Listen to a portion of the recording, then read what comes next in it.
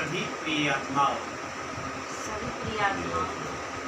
इस संसार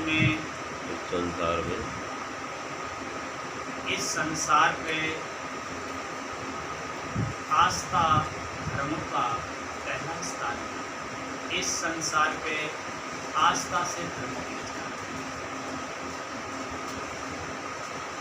सभी प्रिय आत्मा समझिए, इस जगत में जो मूर्तियों की पूजा करता है वो सर्वमुख प्रमाण देता है कि शक्तियाँ हैं। ये सत्य है कि मूर्तियों में शक्ति होती है, न कि जो मूर्तियों को विरोध करता है उसमें भी लाखों हजारों करोड़ों की संख्या होती है। वो भी सबूत देते हैं, मेरी आस्था वहाँ से हट जाती है, इसलिए परमात्मा का स्वरूप मुझे वहाँ दिखाई देता है। आस्था से मुझे वृक्ष भी पूजनीय दिखाई देता है, आस्था से मेरा पिता भी पूजनीय दिखाई देता है, आस्था से जगत में सारी वस्तु मुझे पूजनीय दिखाई देती है। क्योंकि हमारे ग्रंथ सारे सत्य हैं, झूठ नहीं है। गोस्वामी तुलसीदास भगवान राम की पूजा करते करते इतने लीन हो गए कि जगत राममयी दिखने लगी। जिनको इन पर विश्वास नहीं है वो संसार में वो मिथ्या के समान है।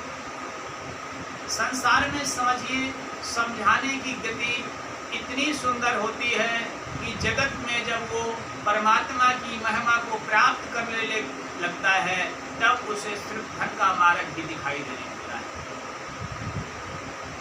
परमात्मा से प्रिय माया क्यों दिखाई देती है? जैसे पति से ज्यादा पत्नी प्रिय दिखाई देने लगती है। यही जगत में भटकने का कारण होता है। संसार में माया इस जगत का भौतिक सुख है, परमात्मा अलौकिक सुख है। इस जानने के लिए मैं संत महापुरुषों की शरण में जाता हूँ। इस जगत में संत महापुरुषों ने उस भेद पाने के लिए जगत में अपने सारे शरीर के साधनों को रहित करके सारे साधन प्राप्त किए। आज संसार में जिन्होंने ग्रंथ महाभारत आदि सारे ग्रंथों की रचना की, उन्होंने संसार का कोई सार नहीं चाहा।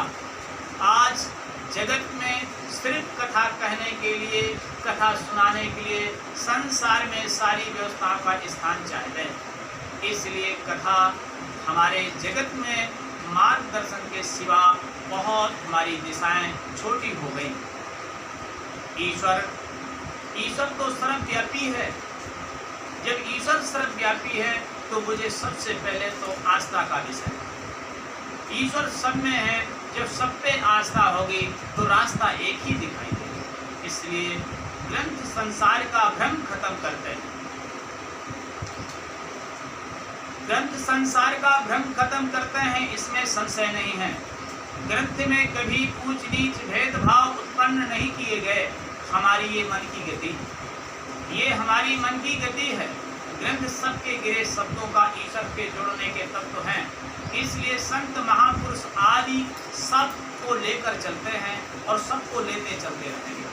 हमारे जगत में जब राजयोग होता है तो सारी समाज प्रजा को पालने का काम करता है। ऐसे संत महापुरुष उस परमात्मा की जोड़ने की क्रिया में सबको कोशिश करते हैं।